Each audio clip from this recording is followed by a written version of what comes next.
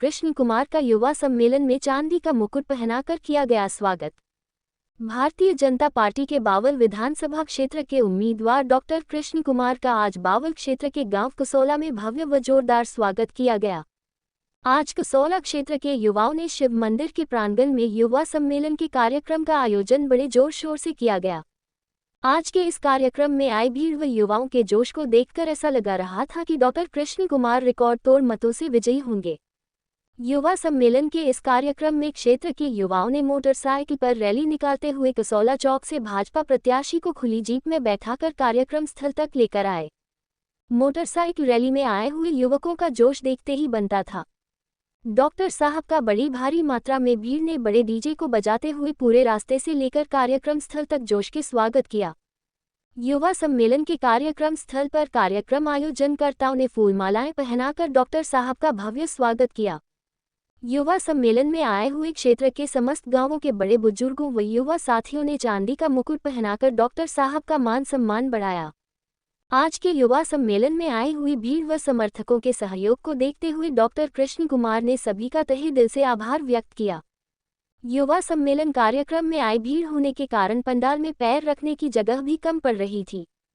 बड़े बुजुर्गों व नौजवान साथियों व युवा कार्यकर्ताओं की भीड़ इतनी ज्यादा थी कि बाहर मंदिर की दीवार पर भी युवा साथी खड़े होकर डॉक्टर कृष्ण कुमार को सुन रहे थे।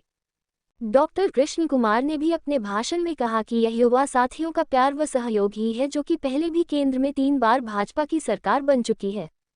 अब राज्य में भी तीसरी बार भारतीय जनता पार्टी की सरकार बनने जा रही है। युवा सम्मेलन के कार्यक्रम में आए जनता बहुत ही उत्सुक दिखाई दे रही थी। डॉक्टर कृष्ण कुमार ने जैसे ही मंच पर जाकर जनता को संबोधित करना शुरू किया तो डॉक्टर कृष्ण कुमार जिंदाबाद के नारे लगाने शुरू कर दिए। युवा सम्मेलन में आए हुए समस्त ग्रामीणों ने डॉक्टर कृष्ण कुमार को बावल विधानसभा से भारी मतों से जितवाने के लिए वादा किया। मीडिया के समक्ष सवालों के जवाब देते हुए डॉक्टर साहब ने कहा कि युवा वर्ग ने जिस तरीके से मेरा स्वागत करते हुए साथ दिया है तो उससे यह बात तो स्पष्ट रूप से साबित हो जाती है कि युवा वर्ग पूरी तरह से भारतीय जनता पार्टी के साथ है। आज के कार्यक्रम में युवा वर्ग ने भाजपा पार्टी के सहयोग के लिए मोहर लगा दी है। वहीं एक अन्य सवाल पर डॉक्टर कृष्ण ने कहा कि भाजपा की नेक नियति साफ है। अपने पिछले 10 साल के कार्यकाल में भी इसने बिना खर्ची पर्ची के नौकरी दी है। अब भी उसी नीति पर चलते हुए भाजपा पार्टी मेरिट के आधार पर बिना खर्ची व पर्ची के सभी को नौकरी देगी। भाजपा के संकल्प पत्र में 2 लाख बेरोजगार युवाओं को नौकरी देने का वादा किया है।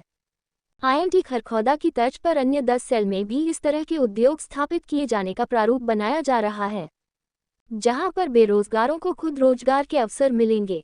एक सेल में 50,000 नौकरियां मिलेगी तो इस तरह से 10 जगह के उद्योगों में 5 लाख युवाओं को रोजगार मिलेगा। ये युवा वर्ग ही हमारे देश का भविष्य है। युवा वर्ग ही हमारे देश की रीढ़ की हड्डी है। युवा वर्ग ही देश की दिशा व भविष्य तय करेंगे। इनके हितों का हमेशा से ही सम्मान किया है।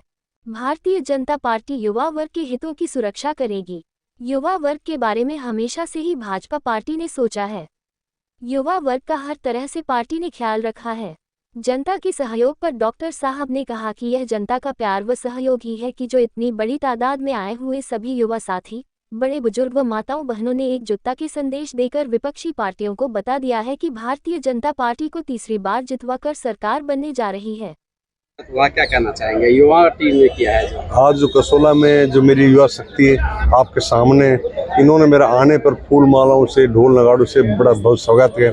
इससे साफ जाहिर है कि जो मेरा युवा वर्ग है इनको पहले से भारतीय जनता पार्टी भरोसा है और अब भरोसा इन्होंने बिल्कुल एकदम मोहर लगा दी है। डॉक्टर साहब, जिस प्रकार से इतनी भारी संख्या में युवा इकट्ठे हुए हैं और जबकि युवा बेरोजगार हैं, ठीक है, भारतीय जनता पार्टी उनको जो रोजगार दे रही है वो मेरिट बेस पर दे रही है। पहले कांग्रेस सरकार का जो बयान आया था कि हम नौकरियां पर्ची खर्ची से ही देंगे, इस तरीके की बातें आ रही थी, इस पर क्या कहेंगे? देखो, भारतीय जनता पार्टी ने आप जैसे कहते हो खर्ची पर्ची वो कभी नहीं देती, मेरिट के आधार पर देगी। लेकिन भारतीय जनता पार्टी की मैंने बताया उनकी नीति भी साफ है, नीति भी साफ है। तो उन्होंने अपने संकल्प पत्र में 2 लाख बेरोजगार युवाओं को नौकरी देने का वादा किया है। उसके साथ साथ IMT जैसे खरखौदा है, ऐसे वो 10 सेल डेवलप करेगी, उसमें बेरोजगारों को खुद में रोजगार मिलने का अवसर मिलेगा। तो हर शहर में कम से कम 50,000 लगेंगे, तो कम से कम 5 लाख जो युवा हैं उनको भी इस तरह की नौकरी मिलेगी। और भारतीय जनता पार्टी रोजगार के नए अवसर पैदा करेगी ताकि इस तरह की दिक्कत ना आए। सर युवा जो है, युवाओं ने आपको ताज पहनाया है, आपको विश्वास में लेके क्या कुछ कहना चाहोगे? पार्टी की रीड होती है सर युवा, क्या कुछ संकल्प लेके आए आप? देखा जा रहा है इतनी भारी तादाद में युवा हैं, आपसे क्या उम्मीद है सर? देखो, आज के जो बच्चे कल का भविष्य जी। है, तो जो युवा वर्ग है ये हमारे देश का भविष्य है, ये दिशा भी तय करेंगे, हमारा भविष्य भी तय करेंगे। तो जिन लोगों ने इन्होंने मान सम्मान किया है, तो मैं इनके लिए यही कहना चाहूँगा, इनके हितों का भारतीय जनता पार्टी हमेशा सम्मान करती और सम्मान करेंगे, और इनके हितों की रक्षा हमेशा पार्टी करेगी। डॉक्टर साहब, आज बावल के अंदर दीपेंद्र हुड्डा जी भी आए थे, उन्होंने भी अब भाजपा की नीति अपनाई है, उन्होंने भी अब अपना वो खर्ची पर्ची का नारा बंद करके उन्होंने कहा है कि अब हम मेरिट बेस पे नौकरी देंगे। उसके बारे में क्या कहेंगे? देखो, उन्होंने बिल्कुल ठीक कहा है, क्योंकि भारतीय की, मैंने कहा, उनकी नीति साफ है। अगर कोई पार्टी भारतीय जनता पार्टी की नीयत से होती है तो अच्छी बात कही उन्होंने।